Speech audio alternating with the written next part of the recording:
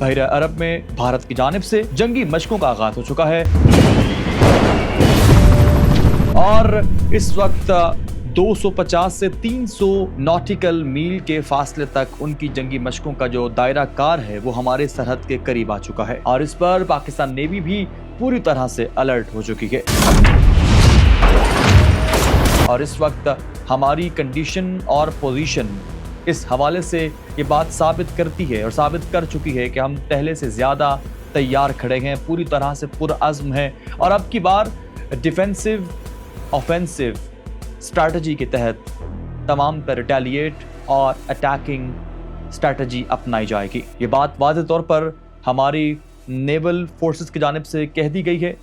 हमारी पाकिस्तान फ़ौज की जानिब से कह दी गई है कि अब की बार पिछली बार की तरह सिर्फ और सिर्फ दिफाई कार्रवाई नहीं होगी बल्कि जवाबी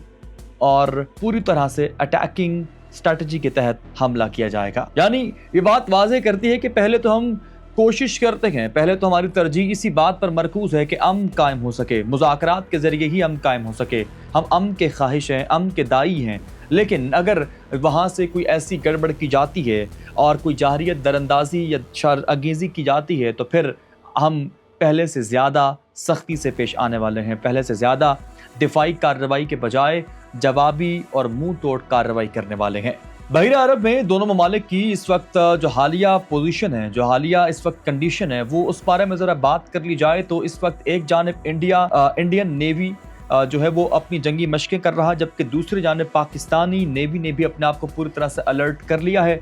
INS विक्रांत और दीगर नेवल इंडियन बेसिस पर इस वक्त मशकों का सिलसिला जारी है और पूरी तरह से अलर्ट किए गए हैं। उन्हें भी डर है कि अब की बार पाकिस्तान ने बहुत बुरे तरीके से पेश आना है, जबकि दूसरी जानिब हमारी जानिब से भी इस वक्त subsonic, supersonic, super higher sonic और बैलिस्टिक मिसाइल्स को भी पूरी तरह से अलर्ट कर दिया गया है। इसके अलावा फतह 4 मिसाइल को भी पूरी तरह से एक्टिवेट कर दिया गया है, जो कि हालिया दिनों में स्ट्रेटेजिक फोर्सेस में एक अहम बासलाहियत इजाफा हुआ है, जो कि पाकिस्तान नेवी की स्ट्रेंथ को मजीद मजबूत करने में अहम किरदार अदा करेगा। पाकिस्तान नेवी ने हालिया तौर पर हाइपर सुपरसोनिक बैलिस्टिक मिसाइल का तजुर्बा भी किया है, जो कि इंडिया के लिए बहुत बड़ा चैलेंज होगा, क्योंकि इसकी रफ्तार और इसकी शिद्दत और इसकी सलाहियत को रोकना, मुकाबला करना इंडिया के पास किसी टेक्नोलॉजी के बस की बात नहीं है। जबकि इसी के साथ साथ पाकिस्तान के पास मौजूद वो मिसाइल, वो टेक्नोलॉजी जो कि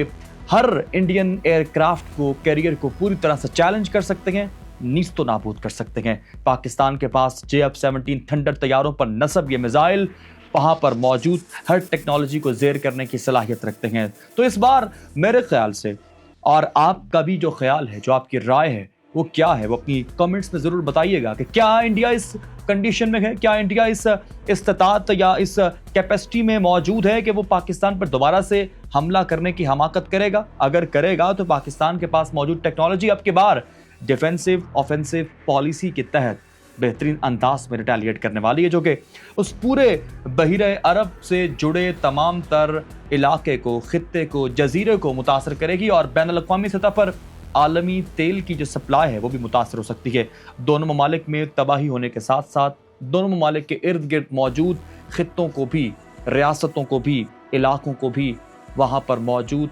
पानियों को भी शदीद ख़तरा मिल सकता है। बहरहाल देखना ये होगा कि क्या मोदी ये हमाकत करने की सलाहियत रखता है या जुर्रत कर पाता है, या सिर्फ एक नफ्सियाती जंग के तहत ये तमाम तर हथकंडे, तमाम तर मशकें की जा रही हैं।